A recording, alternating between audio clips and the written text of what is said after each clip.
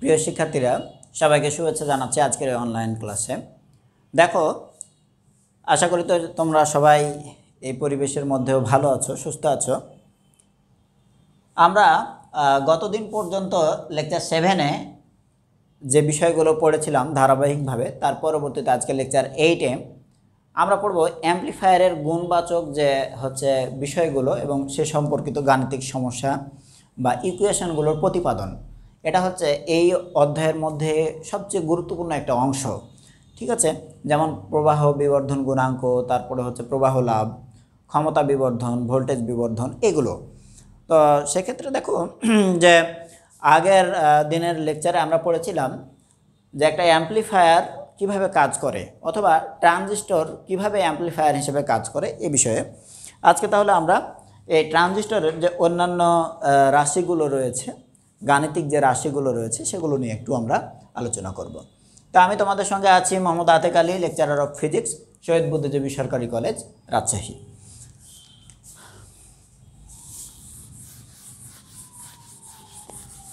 দেখো, আচ্ছা, আজকে তো আর আগে থেকে চিত্র আঁকা হয় নাই, তাহলে এখন মোটামুটি একটা চিত্র আঁকি।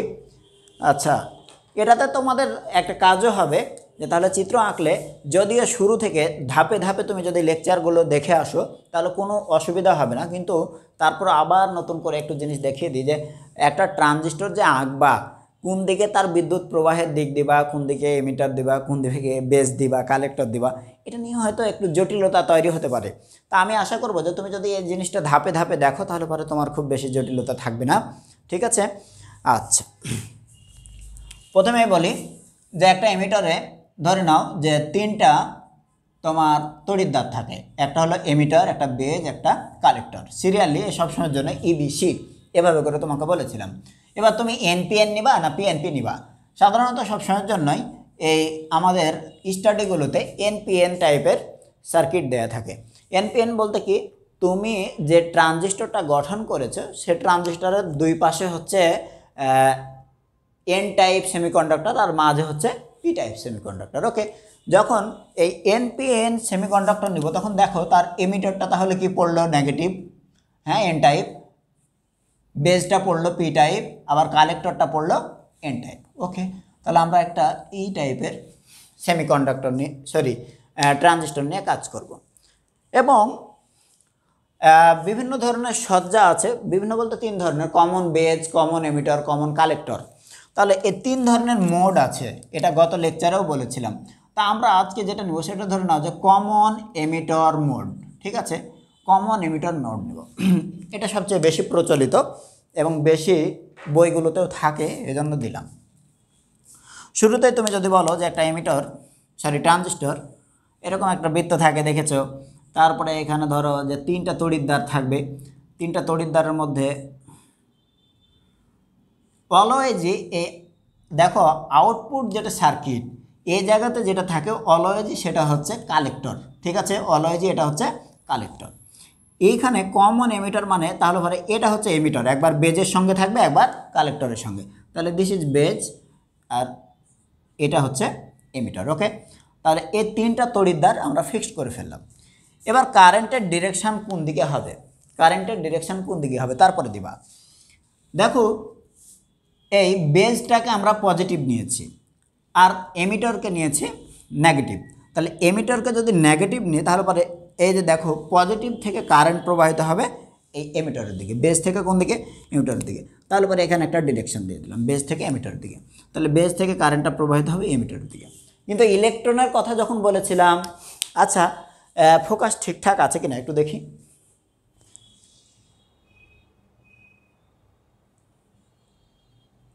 ওকে, আচ্ছা, কিন্তু ইলেকট্রনের কথা যখন বলেছিলাম, এমিটার মানে কি আসলে নিঃসারক, কি নিঃসরণ করে, ইলেকট্রন নিঃসরণ করে, কারেন্ট এদিকে প্রবাহিত হচ্ছে, কিন্তু ইলেকট্রন যদি বলে তাহলে ইলেকট্রন কিন্তু তার বিপরীত দিকে চুঁয়ে চুঁয়ে যাচ্ছে, ঠিক আছে, কোন দিকে গতিশীল, এই যে কারেন্টের বিপরীত দিকে। অ্যাকচুয়ালি এমিটার কি করে, ইলেকট্রন এমিট করে। দেখো ঋণাত্মক তড়িৎদ্বার অথবা তুমি এন টাইপের সেমিকন্ডাক্টর যদি বলো তাহলে কি করবে, ইলেকট্রনের আধিক্য আছে, সেই ইলেকট্রনটা নিঃসরণ করবে, এটা এদিক দিয়ে যাবে। ওকে, আমরা যেটা দেখিয়েছি সেটা কারেন্টের ডিরেকশন দেখিয়েছি, কেউ আবার ভুলভাল করবে না। ওকে ওকে, নাও কাম, দেখো তোমাকে একটা জিনিস দেখিয়েছিলাম, মানে সার্কিটটা ঠিকঠাক মতো তুমি যেন আঁকতে পারো এই জন্য জিনিসগুলো বলছি। একটা জিনিস বলেছিলাম যে always emitter current is equal to I of B plus I of C, base current এবং কালেক্টর কারেন্টের সমন্বয়। তাহলে এটা যদি এমিটার কারেন্ট হয়ে থাকে, আই অফ ই হয়ে থাকে এটা, তাহলে সেটা কিসের সমন্বয়? এই বেজ কারেন্ট এবং কালেক্টর কারেন্ট। তাহলে কালেক্টর কারেন্টটা এদিক দিয়ে আসবে আর এটা হচ্ছে বেজ কারেন্ট। ওকে, আচ্ছা। তারপরে দেখো এই সার্কিটের বাম প্রান্ত অর্থাৎ বেজ টু এমিটর এই অংশটা অলওয়েজ ফরওয়ার্ড বায়াসে থাকে। ফরওয়ার্ড বায়াসে যদি না থাকে তাহলে বিদ্যুৎ পরিবহন হবে না, রিভার্স বায়াসে থাকলে ট্রানজিস্টরের বিদ্যুৎ পরিবহন হবে না। এটা তোমাদের কিন্তু শুরুর দিকে লেকচারগুলো ধারাবাহিকভাবে করে আসলে তুমি জানবা, কারণ আমি তোমাকে একেবারে পাই টু পাই এগুলো দেখিয়েছি। দেখো তাহলে পরে এটা যদি ফরওয়ার্ড বায়াসে থাকে, ফরওয়ার্ড বায়াস সার্কিট একটা কীভাবে মেকআপ করব, কীভাবে তৈরি করব দেখো। আচ্ছা, অনেকে এখানে ব্যাটারিটা দেয় বা হচ্ছে ভোল্টেজ সোর্সটা দেয়, তুমি চাইলে এখানে দিতে পারো, ডাজ নট ম্যাটার। হ্যাঁ, যে কোনো জায়গাতে প্লেস করলেই হলো, শুধুমাত্র ব্যাটারির ডিরেকশনটা ঠিক রাখবা, পজিটিভ আর নেগেটিভ তড়িৎদ্বার। দেখো বেজ, এখানে বেজটা কি এনপিএন সার্কিট যখন নিয়েছি তখন বেজটা কিন্তু পি টাইপ সেমিকন্ডাক্টর অর্থাৎ ধনাত্মক। তাহলে ধনাত্মক যদি হয় তাহলে ধনাত্মকের দিকে ধনাত্মক তড়িৎদ্বার যদি লাগিয়ে দিই, ধনাত্মকের দিকে যদি আমরা ব্যাটারির ধনাত্মক প্রান্ত লাগাই তাহলে শুধু ফরওয়ার্ড বায়াস হবে। যখন reverse bias forward bias lecture দিয়েছি ওই জায়গাতে দেখিয়েছি, তোমরা দয়া করে দেখে নিও। তাহলে এই ধনাত্মক প্রান্তের দিকে আবার ধনাত্মক প্রান্ত দিতে হবে, তাহলে কি করবে পরস্পরকে এই ধনাত্মক চার্জগুলো বিকর্ষণ করে সামনের দিকে এগিয়ে যাওয়ার জন্য একটা প্রবণতা পাই। This is called forward bias বা সম্মুখমুখী ঝোঁক। তাহলে এটা ধনাত্মক দিলাম, দেন এই পাশে হচ্ছে ঋণাত্মক দিলাম সার্কিট, তাহলে এটা ফরওয়ার্ড বায়াস হয়ে গেল। ওকে, এটা ফরওয়ার্ড বায়াস লিখে দিলাম, এই সার্কিটটা ফরওয়ার্ড বায়াস। এবার তোমার এখানে কিন্তু একটা ছোট মানের কিন্তু রোধ থাকে, যদি রোধ না থাকতো তাহলে কারেন্টের মানটা কীরকম হতো তোমরা চলতড়িৎ অধ্যায়ে খুব ভালো করে শিখে আসার কথা। রোধ না থাকলে কারেন্টের মানটা কীরকম টাইপের হতো বলো তো, কীরকম টাইপের হতো? V is equal two IR. যদি কখনো আর এর মানটা 0 হয় তাহলে দেখো যে এই জিনিসটা কারেন্টের মানটা কীরকম হবে, অথবা তুমি কারেন্ট আই সমান সমান লিখো, I is equal two V আপন আর। তাহলে আর এর মান 0 হলে কারেন্টের মানটা ইনফিনিটি লেভেলে চলে যাবে, তাই না? আসলে শর্ট সার্কিট ঘটার কথা। তাহলে দেখো এখানে একটা ছোট্ট রোধ থাকার কথা, সেই রোধটাকে লিখলাম আর অফ আই, ইনপুট রেজিস্ট্যান্স, বা তোমরা হচ্ছে একটা লেকচার দিয়েছিলাম গতীয় রোধের উপরে, সেটা দেখতে পারো। সবগুলো তাহলে শেষ। এটা হচ্ছে বেজ, এটা হচ্ছে এমিটর, আর এটা হচ্ছে কালেক্টর। এবার আউটপুট সার্কিটটা কিভাবে আঁকবো দেখো। কালেক্টরটা কি নেগেটিভ প্রান্ত, এটাকে সাধারণত আউটপুট সার্কিটটা অলওয়েজই থাকে কিসে? রিভার্স বায়াসে। যদি রিভার্স বায়াস করতে চাই তাহলে এটা নেগেটিভ প্রান্ত হইলে তার দিকে কি দিতে হবে? পজিটিভ প্রান্ত ব্যাটারির। তাহলে কালেক্টর যদি নেগেটিভ হয়ে থাকে, দেখো এই সার্কিট অনুযায়ী নেগেটিভ, তাহলে আমি এদিকে ব্যাটারির পজিটিভ প্রান্ত দিয়ে দেবো। তাহলে নেগেটিভ পজিটিভকে আকর্ষণ করবে, এই ইলেকট্রনগুলো ধনাত্মক হোলের দিকে যখন আসবে তখন পটেনশিয়াল ব্যারিয়ারটা আরও বৃদ্ধি পাবে এবং সেটা তখন রিভার্স বায়াস হিসেবে কাজ করবে। এটা বায়াসিংয়ের সময় বুঝিয়েছিলাম।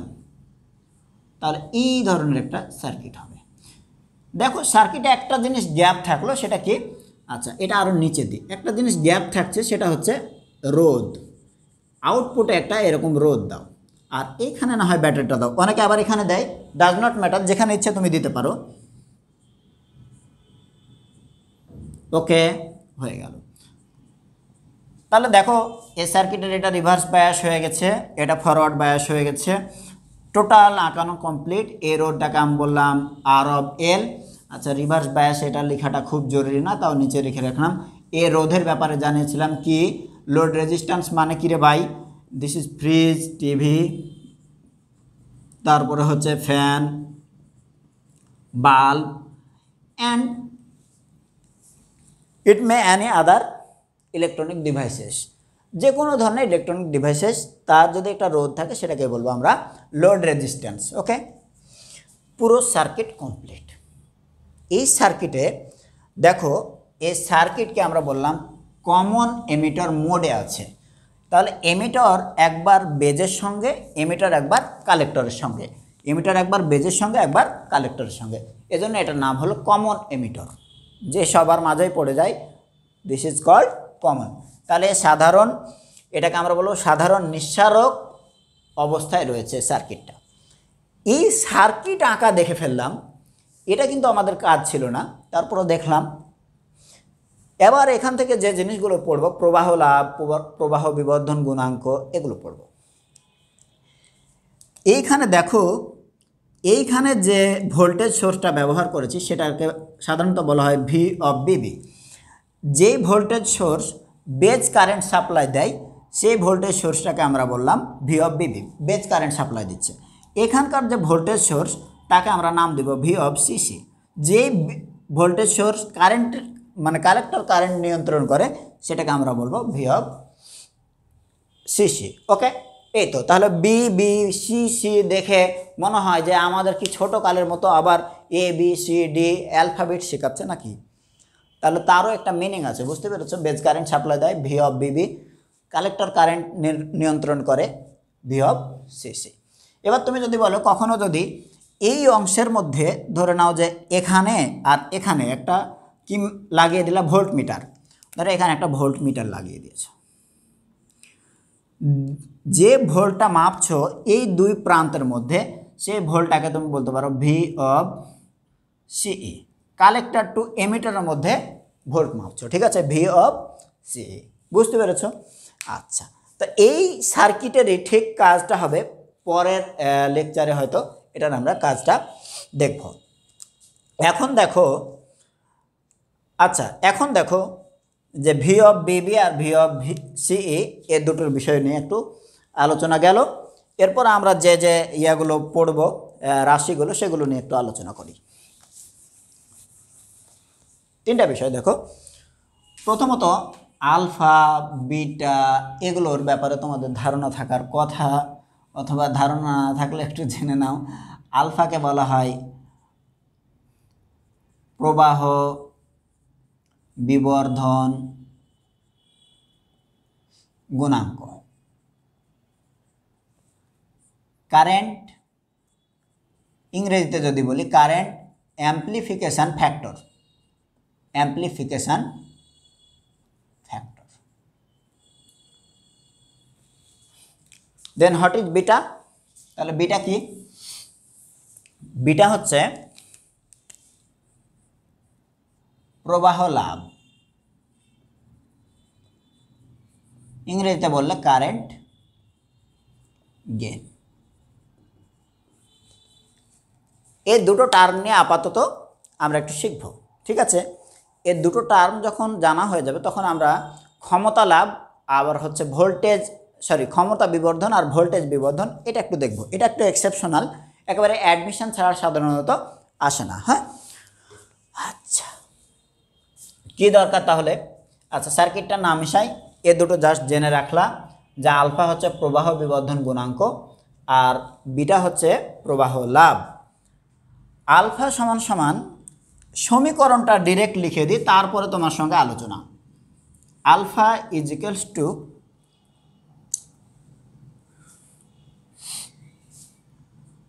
I of C upon I of E. এইখানে যে সার্কিটটা এঁকেছি সেই সার্কিট অনুযায়ী যেটা পরিমাপ করা যাবে সেটা হচ্ছে আলফা, প্রবাহ বিবর্ধন গুণাঙ্ক। এমিটর কারেন্টের সঙ্গে যখন কালেক্টর কারেন্টের তুলনা করা হবে, এমিটর কারেন্টের সঙ্গে যখন কালেক্টর কারেন্টের তুলনা করা হবে তখন হচ্ছে সেটা হচ্ছে আলফা।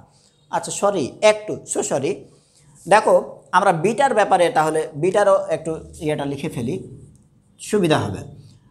আই অফ সি আর এটা হলো আই অফ বি। মনে রাখবা বিটার ক্ষেত্রে নিচে কিন্তু আই অফ বি আছে, ঠিক আছে? দুই জায়গাতে আই অফ সি আছে উপরে, বিটার ক্ষেত্রে নিচে আই অফ বি আছে। একটা মনে রাখলে তাহলে আলফাতে কি আছে? আই অফ ই আছে, এটা মনে রাখাটা সহজ। বিটার ক্ষেত্রে আছে বি। এটা দেখো এই সার্কিট যখন কমন এমিটার সার্কিট এঁকেছি তখন দেখো ইনপুট কারেন্ট কোনটা? I of B. Output current কোনটা, আই অফ সি। ঠিক আছে, এ লোড রেজিস্ট্যান্সের মধ্যে দিয়ে যে কারেন্টটা যায় সেটা হচ্ছে আই অফ সি।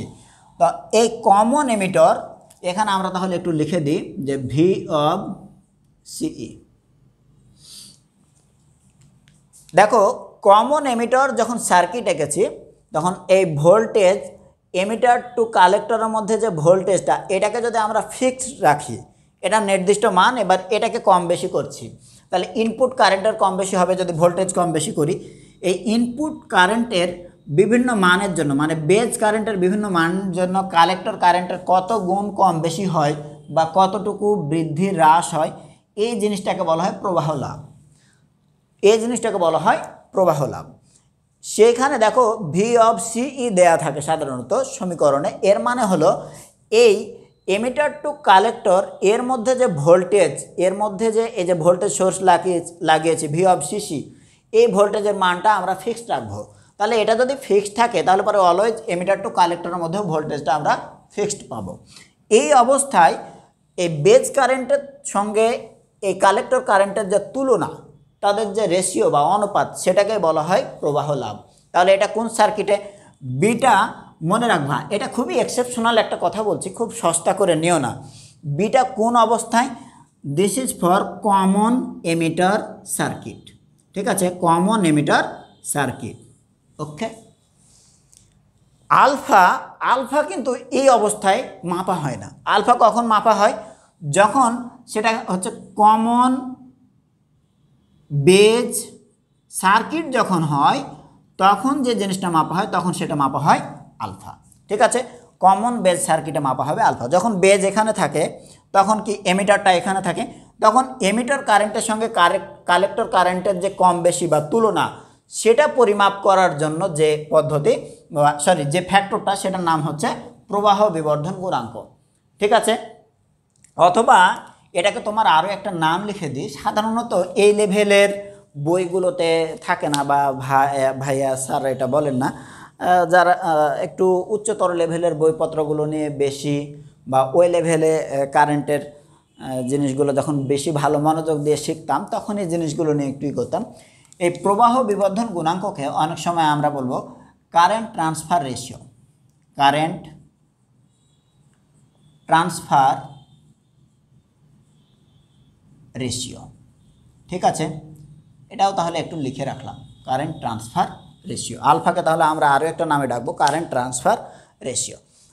তোমাদের তাহলে একটা জিনিস বলি, যে এই আলফাকে যে বললাম যে এটা কোন সময়ে কমন বেজ সার্কিট, তাহলে বেজটা এখানে থাকবে, এমিটারটা এখানে থাকবে, আর কালেক্টর অলওয়েজ আউটপুটে থাকে। হ্যাঁ, এই আউটপুট সার্কিটেই থাকবে। তাহলে যখন এমিটার এদিকে, বেজ এখানে, কালেক্টর এখানে, তখন এখানে যেটা পাবা, দেখো যে এই কালেক্টর কারেন্টকে সাপোর্ট দিচ্ছে যে ভোল্টেজ সোর্স, সেটা কিন্তু বেজ আর কালেক্টরের মধ্যে পড়বে। তাহলে তখন কি ফিক্স থাকবে, তখন সিই না, এখানে তো ই ছিল বলে এখানে দেখো ভি অফ সি লিখেছি, কালেক্টর টু এমিটর। তখন কিন্তু দেখো এটা বেজ হবে আর এটা কালেক্টর, তখন কিন্তু এখানে লিখবো আমরা V of CB, collector to base. আশা করি যে তুমি বুঝতে পেরেছো। যদি বুঝতে না পারো তাহলে ভিডিওটা পজ করে থামিয়ে দিয়ে আবার খেয়াল করবা যে স্যার কী বলতে চেয়েছে। বলতে চেয়েছি কমন এমিটর সার্কিট এখন যেটা আঁকা আছে সেটার জন্য যদি বলো, তাহলে এটা আমরা পাই বি, হ্যাঁ, বিটা বা এই কারেন্ট গেইন। সেটা কি, এই বেজ কারেন্ট ইনপুটে আছে আর কালেক্টর কারেন্ট আউটপুটে।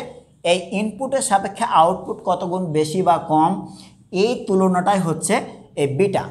কখন, যখন কালেক্টর টু এমিটর এইখানকার এই ভোল্টেজ সোর্সটা ফিক্সড। দ্বিতীয় কথা হচ্ছে আলফা কখন পাবো, এই সার্কিটে না, কোন সার্কিটে, কমন বেজ সার্কিট। তার মানে এখানে বেজ থাকবে, যখন বেজ থাকবে তখন কিন্তু এখানে আর এখানকার মধ্যে যে ভোল্টেজ সোর্সটা, তাহলে কী হবে, বি টু সি অথবা সি টু বি। ঠিক আছে, এই এমিটার আর থাকবে না, তো এখানে বেজ থাকবে। আর তখন যে কারেন্ট, ইনপুট কারেন্ট, সেটা কি, ইনপুট কারেন্টটা এমিটার কারেন্ট। ঠিক আছে, এই আই অফ ই এর সঙ্গে তখন output current I of C এর তুলনা হবে। আশা করি বুঝতে পেরেছ। এবার আমরা আসি সমীকরণ দেখে, সমীকরণ তো দেখলাম, ভবিষ্যতে যখন অঙ্ক করতে যাব তখন অঙ্ক যে ঠিকঠাক হয়েছে এটা তুমি জানো নিজে নিজে ধরতে পারো। হ্যাঁ, অঙ্ক এখানে আসলে তুমি তো হচ্ছে করলা, ভাইয়া মুখস্থ করালো, আরেকজন মুখস্থ করালো, তুমি করো কিন্তু বুঝো না, তাহলে অঙ্ক ভুল হয়ে গেলে তুমি ঠিক জানতে পারবে না যে ভুল হয়েছে। তুমি পরীক্ষার হলে পরীক্ষা ভালো দিয়ে আসবা, কিন্তু রেজাল্ট কী হয়ে যাবে, খারাপ হয়ে যাবে। তাই আমি চাচ্ছি যে তুমি তাহলে যেন জিনিসটা জানতে পারো, বুঝতে পারো যে এক্স্যাক্টলি হয়েছে কিনা, সেটা নিয়ে একটু তাহলে আলোচনা করি। দেখো আমরা জানি যে আচ্ছা আলফা বিটা এই সমীকরণগুলো পেয়েছি। একটা জিনিস হলো এই যে জানি এটা আই অফ সি ছিল, যে আই অফ ই সমান I of B plus I of C. মোট এমিটার কারেন্ট হচ্ছে বেজ কারেন্ট আর কালেক্টর কারেন্টের সমন্বয় বা যোগফল। এখন আলফা সমান সমান যদি এরকম হয় আই অফ সি আর আই অফ ই এর অনুপাত, তুমি মনে রাখবা যে I of E always greater than I of B, অথবা I of E is always greater than I of C. কি একটা পাগলামি লেখা লিখলাম না দুটো। তোমরা একটা ছোটোকালে দেখো 7-এ কি কোন ক্লাসে যেন আমরা একটা হচ্ছে ত্রিভুজের ব্যাপারে উপপাদ্য পড়েছিলাম, হ্যাঁ, যে ত্রিভুজের যে কোনো দুই বাহুর সমষ্টি তৃতীয় বাহু অপেক্ষা কী হবে, সবসময় বৃহত্তর হবে। আচ্ছা, তো এইখানে একটা জিনিস ঠিক ওই রকম।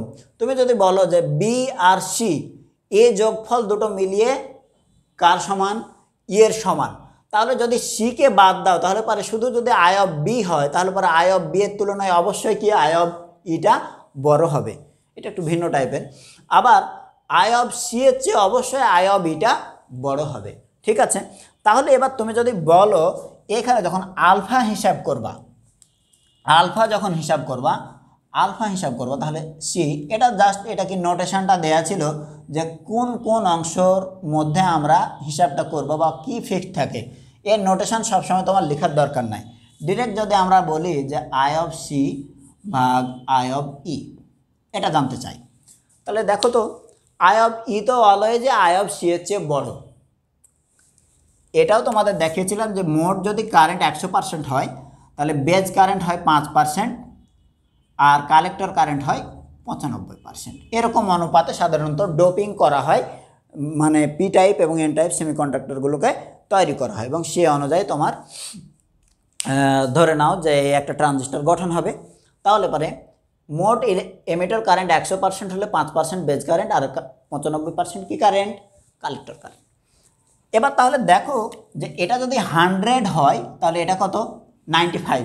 স্বাভাবিকভাবে যদি তৈরি করা হয় তাহলে এটা 95 আর এটা হচ্ছে 100, তাহলে ভাগ দিলে কত পাবো, 1-এর চেয়ে কম। তাহলে অলওয়েজই মনে রাখবা আলফা ইজ লেস দ্যান 1। আলফার ভ্যালুটা সাধারণত কত হবে, 1-এর চেয়ে ছোট।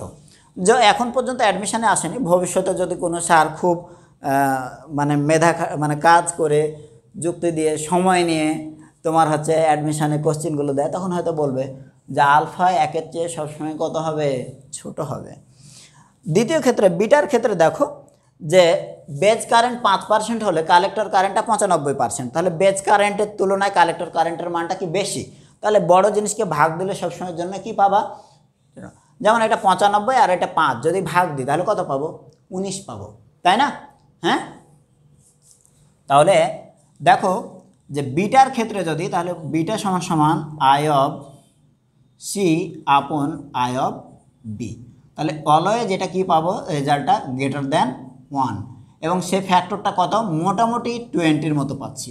তো এটা একটা সার্কিটে 20 থেকে 200 গুণ পর্যন্ত হতে পারে। ঠিক আছে, এরকমভাবে সার্কিটটা তৈরি করা হতে পারে। ঠিক আছে, 20 থেকে 200 গুণ পর্যন্ত হতে পারে। তাহলে আশা করি যে এটাও বুঝেছো যে আলফা এবং বিটার মানের রেঞ্জটা কীরকম হবে। ইনপুট কারেন্টের কথা মনে রাখবা, ইনপুট সার্কিটে যে কারেন্টটা ছোট মানের হলে আউটপুট সার্কিটে কারেন্টটা খুব বড় মানের হয়। তাহলে এটা যদি কখনো মিলি অ্যাম্পিয়ার দিয়ে একটা হচ্ছে কারেন্টের মান দেওয়া থাকে, এটা মিলি অ্যাম্পিয়ার দিয়ে না থেকে অ্যাম্পিয়ার দিয়েও থাকতে পারে। ঠিক আছে, এটা যদি মাইক্রো অ্যাম্পিয়ার হয় তাহলে এটা মিলি অ্যাম্পিয়ার লেভেলেরও হতে পারে। অর্থাৎ খেয়াল রাখবো সবসময় এ কারেন্টের মানটা ছোট হয়, এ কারেন্টের মানটা বড় হয়। ওকে, তাহলে আশা করি এই সমীকরণ থেকে আলফা এবং বিটার মানটা কিভাবে বের করা যায় সেটা পেয়েছো। এবার আলফা এবং বিটার মধ্যে সম্পর্ক এবং তার থেকে একটা দুইটা অঙ্ক আমরা দেখি। তাহলে এবার আর আশা করি যে এই সার্কিটের দরকার পড়বে না। সার্কিট থেকে যা কিছু শেখার, যা কিছু বুঝার, সব কিছু তোমাকে দিতে চেষ্টা করেছি।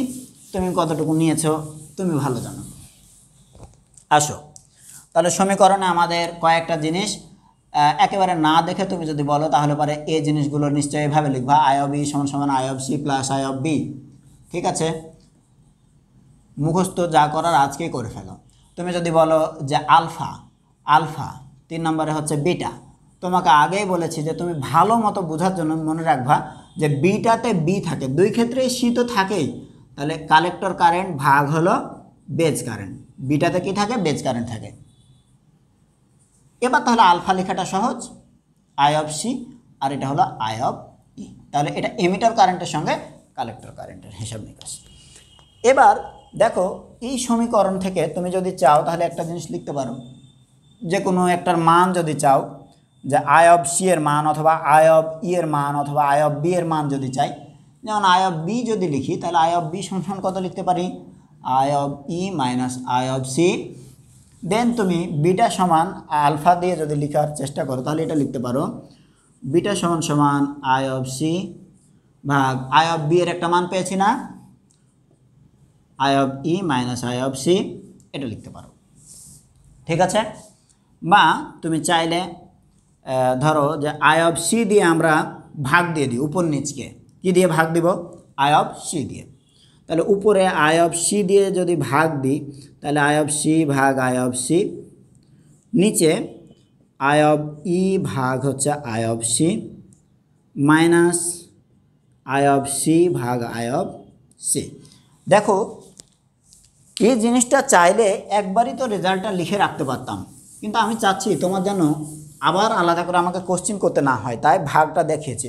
উপরে একটা আই অফ সি দিয়ে ভাগ দিয়েছি, নিচে একটা আই অফ সি দিয়ে পুরোটাকে ভাগ দিয়েছি। ওকে, তাহলে উপরে কত যায়?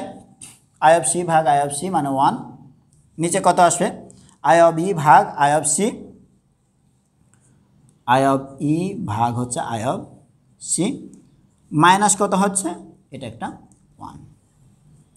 ঠিক আছে, যদি আমরা চাই যে জিনিসটাকে উল্টিয়ে দিব তাহলে কীরকম টাইপের হতে পারে? পুরো জিনিসটাকে আমরা যদি উল্টিয়ে দিতে চাই তাহলে দেখো একটা জিনিস তুমি বের করে নিয়ে আসতে পারবা, যে আই অফ ই নিচে দিলে আর আই অফ সি উপরে দিলে কি হয়ে যাবে? কি হয়ে যাবে এটা? দেখো আই অফ ই নিচে দিলে আর আই অফ সি উপরে দিলে কি হয়ে যাবে? এটা আলফা হয়ে যাবে। তাহলে এখান থেকে বিটা আর আলফার মধ্যে কিন্তু একটা সম্পর্ক বের করতে পারি। ঠিক আছে, দেখো তাহলে জিনিসটা হবে বিটা সমান সমান, উল্টে দাও, অথবা তুমি চাইলে এটাকে লসাগু করে করতে পারতা, এই জায়গাতেই আগেই করে ফেলতে পারতাম। ঠিক আছে, তাহলে এখান থেকে একটা সম্পর্ক বের হবে যে বিটা সমান সমান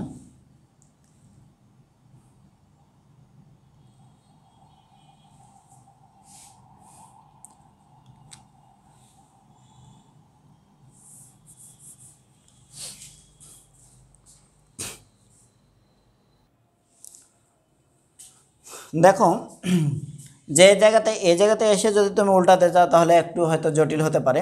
এখানে তুমি যদি মনে করো যে আমি উল্টিয়ে এই জিনিসটা করব, যে আই অফ 1 বাই বিটা সমান সমান কি? I of E minus I of C upon I of C. এবার যদি তুমি আই অফ সি দিয়ে ভাগ দাও তাহলে এটা হবে আই অফ ই ভাগ আই অফ সি মাইনাস 1, আর এটা হবে 1। তাহলে দেখো এটা যেটা পেলাম আমরা কি পেয়েছি? এখানে এটা আলফা পেয়ে গেছে, আলফার মান। ঠিক আছে, আই অফ সি ভাগ আই অফ ই, তাহলে আলফা মাইনাস 1 আপন 1, এটা সমান সমান হচ্ছে 1 বাই বিটা। অতএব তাহলে কী রে? অতএব তাহলে বিটা সমান সমান হচ্ছে 1 ভাগ আলফা মাইনাস 1। ঠিক আছে, 1 ভাগ আলফা মাইনাস 1। আচ্ছা,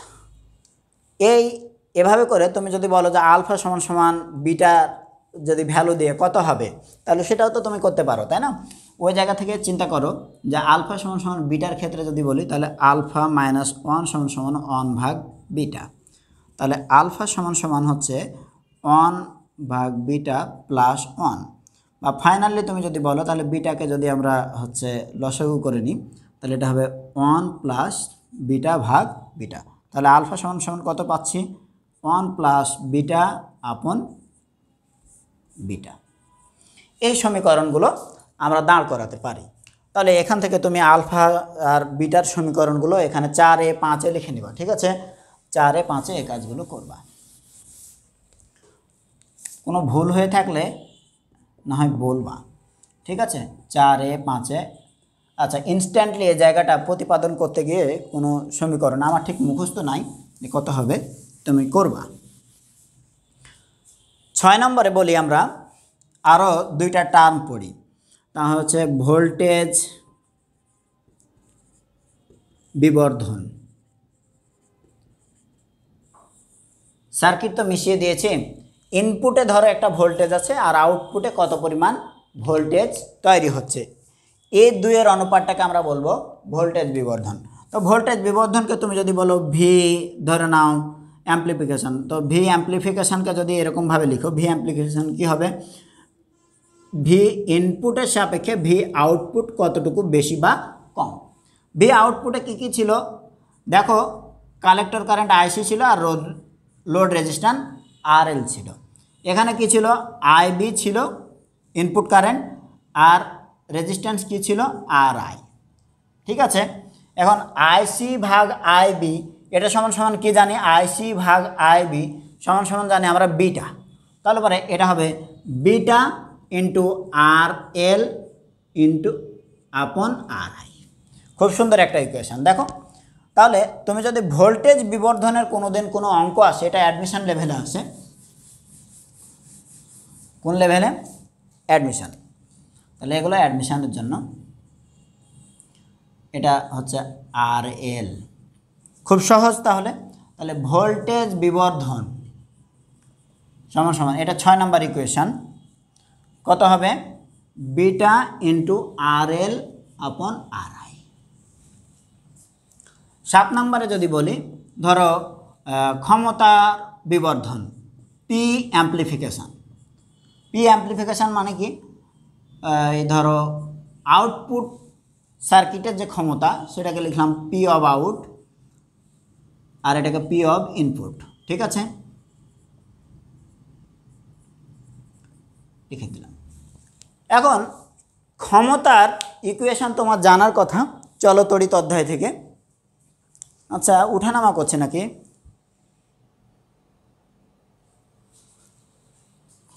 চলতড়িৎ অধ্যায় থেকে তোমার এই ক্ষমতার ইকুয়েশন জানার কথা।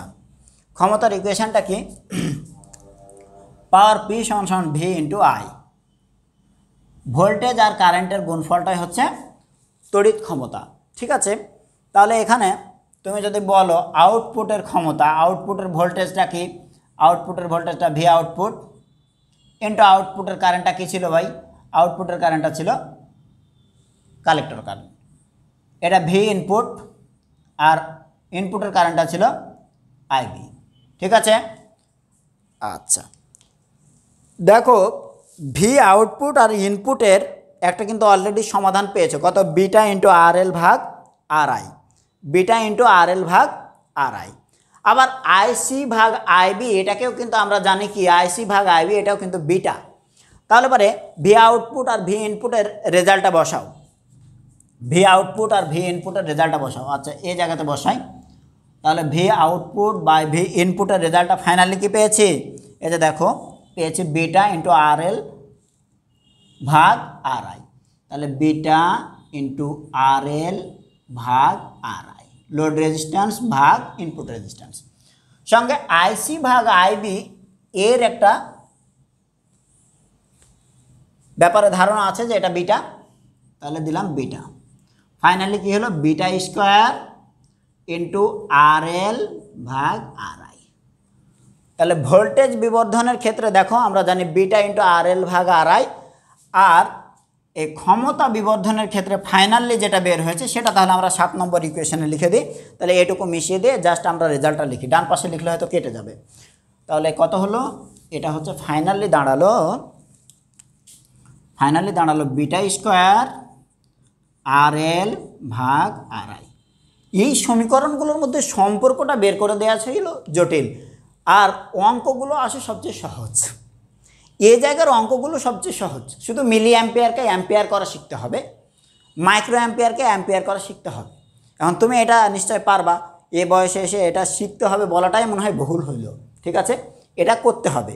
এই তো শিক্ষার্থীরা, তোমাদের জানাই যে পরবর্তী লেকচারে আমাদের এই অধ্যায় শেষ হবে এবং পরবর্তী লেকচারে দেখা হলো এই অঙ্কগুলো এবং একটা ট্রানজিস্টর কিভাবে ইলেকট্রনিক সুইচ হিসেবে কাজ করে এ ব্যাপারে একটু আলোচনা হবে ইনশাআল্লাহ। সবাই ভালো থাকো, সুস্থ থাকো।